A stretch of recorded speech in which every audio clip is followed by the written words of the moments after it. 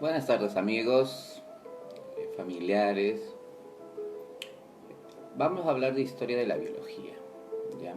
Aportes. Hoy día hablaremos de Aristóteles. En la antigua Grecia fue uno de los lugares donde vivieron algunos de los filósofos más destacados de la historia.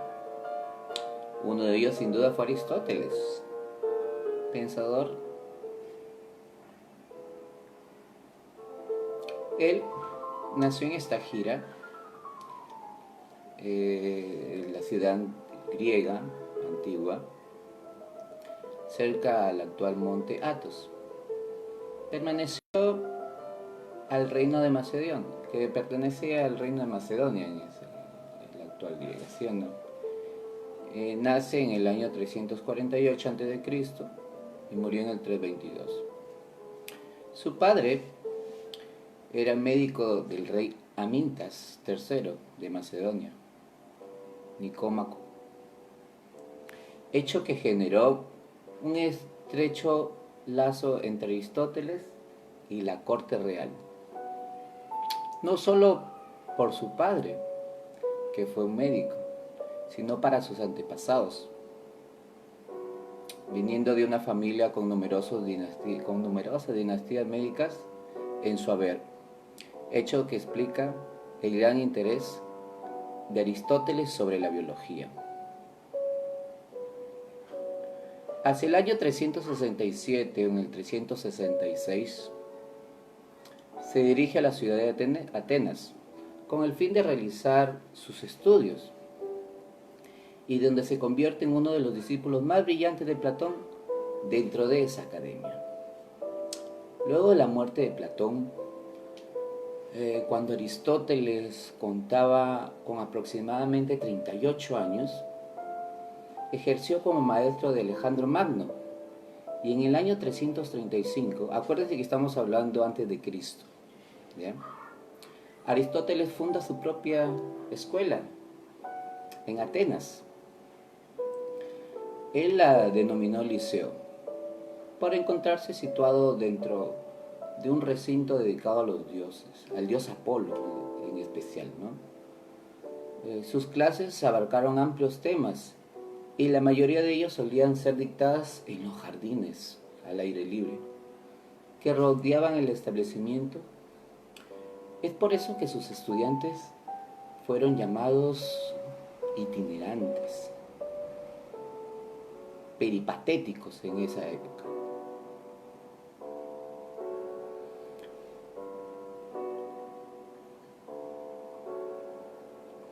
Durante su vida se desarrolló en numerosos campos que trascendían la filosofía, siendo también la biología, de lo que estamos hablando, la matemática, la física, la metafísica, la ética, la política, la estética y entre otros, siendo considerado uno de las mentes de ese entonces más brillantes de la historia, de la humanidad clásica, ¿no?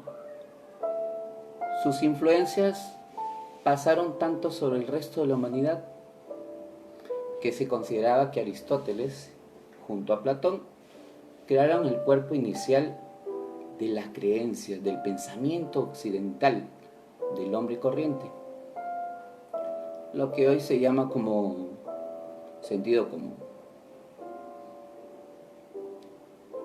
Cabe destacar que Aristóteles, junto con otros en el caso de Sócrates, Platón, de Kant, uno de los personajes más sobresalientes que haya dado la historia a lo largo de su vida. Él escribe más de 200 obras, ya de las cuales solo fueron rescatadas alrededor de 31. Pocas ramas escapan a sus campos de estudio. Sin embargo, en una de las que más destaca, sin duda, fue la lógica, materia de la que se consideraba el padre y fundador. De hecho, aún hoy en día se considera que la lógica aristotélica no ha podido ni puede ser mejorada. Se podría decir que su lógica es de una lógica aplastante, valga la redundancia, ¿no? En el campo de la lógica destaca, entre cosas, por sus llamados silogismos. ¿Qué vendría a ser un silogismo? Son premisas que por ser como son provocan conclusiones diferentes.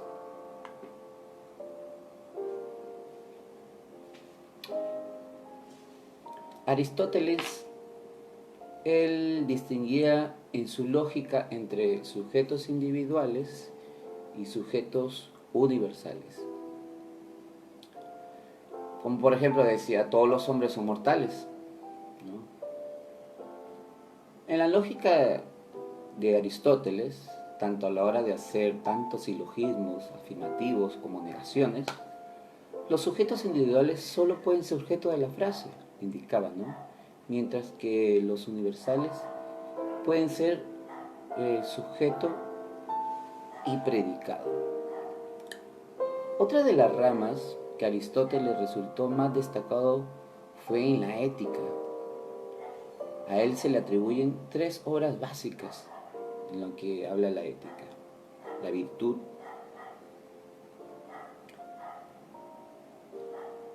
la magna moralía y la ética eudonemia.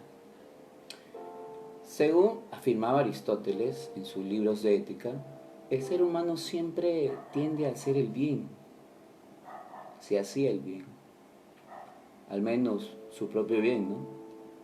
Es decir, todas sus decisiones están encaminadas a buscar algún bien o beneficio. En este caso, el bien máximo sería la felicidad. Y la felicidad para Aristóteles solo se podría conseguir a través de la sabiduría, virtud y la razón. Para él, su objetivo de una persona en la vida era alcanzar la virtud para así poder lanzarse a una vida totalmente completativa, la cual consideraba la base de la felicidad, en ese aspecto de su felicidad. En lo que respecta a la política, él consideraba que el ser humano como animal político debe ejercer su voz dentro de la comunidad. Para él, la política descendía de la ética. La política solo tenía validez en la palabra de aquella persona que mejor sabe responder la retórica, ya que la manera de al resto de la comunidad y hacer que se respeten y queden recogidas en un imaginativo político. Él distinguía 6 tipos de organización política. Hablaba él de una organización que se basa en la forma de actuar a base de casos prácticos. Para él existía la monarquía, la aristocracia, la república. También para él indicaba que la tiranía, la oligarquía, la demagogia. Para él añadía que esos aspectos eran oscuros en la forma de gobierno.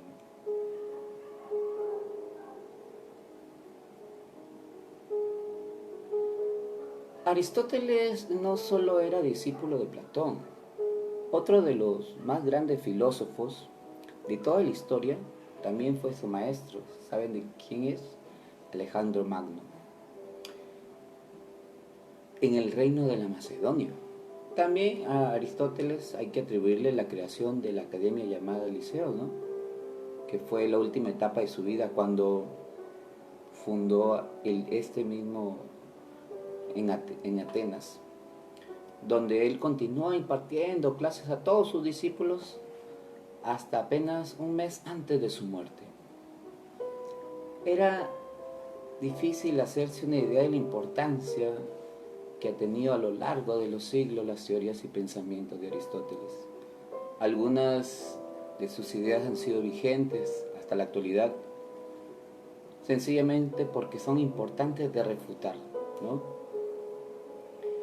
Cuando Platón propuso y supuso que el pensamiento adelantado de su maestro Sócrates era parecido al de Aristóteles, recogiendo testimonios, ¿no? Incluso para darle formas a todas estas ideas que perturbaban en ese momento.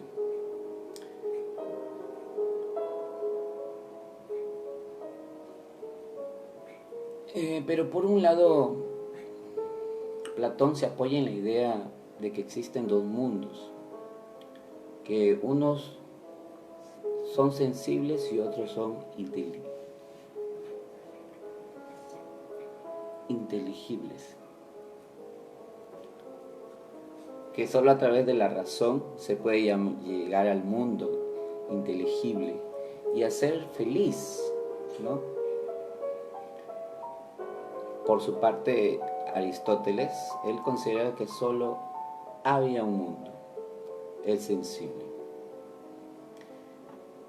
En ese momento también se habla de la concepción del alma, que es eterna y que siempre ha estado allí, en el ser humano, que nosotros la adquirimos, todos sus conocimientos antes del parto, pero este era un momento tan traumático que se olvidaban, bueno, es lo que indicaban, ¿no?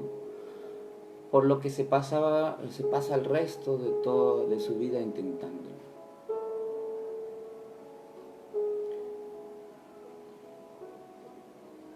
Aristóteles fue un pensador griego notable de su época, ¿sí? Habiendo sido discípulo de Platón, como indicamos, y a quien debemos gran parte del conocimiento actual, este personaje, y hablar también de Alejandro Magno, quien fungió ser su protector. Sabemos que Aristóteles desarrolla métodos para enfrentar los problemas filosóficos, científicos y lógicos, que han sido de gran impacto e influencia desde entonces y hasta el presente,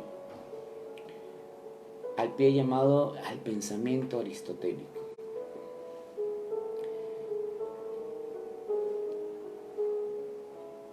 Cuando hablamos directamente en el campo de la biología, Aristóteles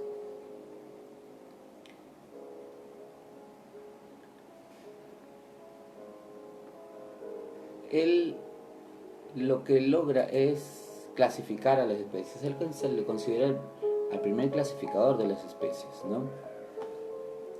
Sabemos que él, al aportar sus grandes teorías, conceptos, sabemos que él logra clasificar tanto a las plantas como a los animales, que para ese entonces se consideraba que las plantas, bueno, en ese entonces él se clasificaban como plantas con flores y plantas sin flores, ¿no? Y a los animales por lo mismo, con sangre y sin sangre.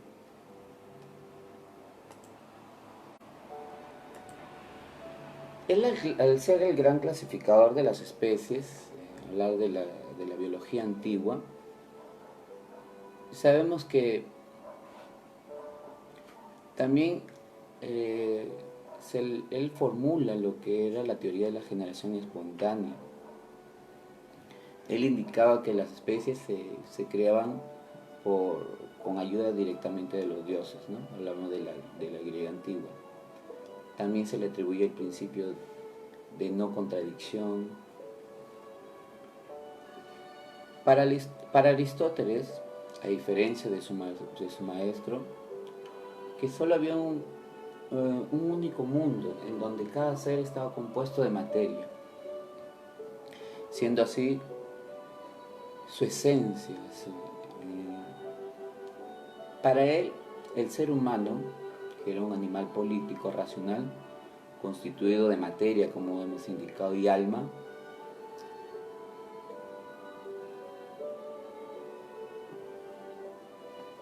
también defiende lo que es directamente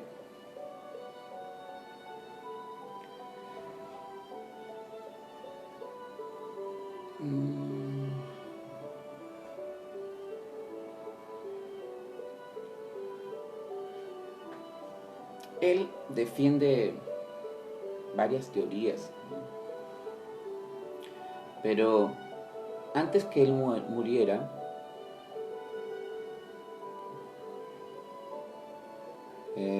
es probable que él haya muerto en Atenas. Se volvió un lugar incómodo para los macedonios, especial para quienes tenían las conexiones con el mismo Aristóteles. Él no veía razón para dejar Atenas.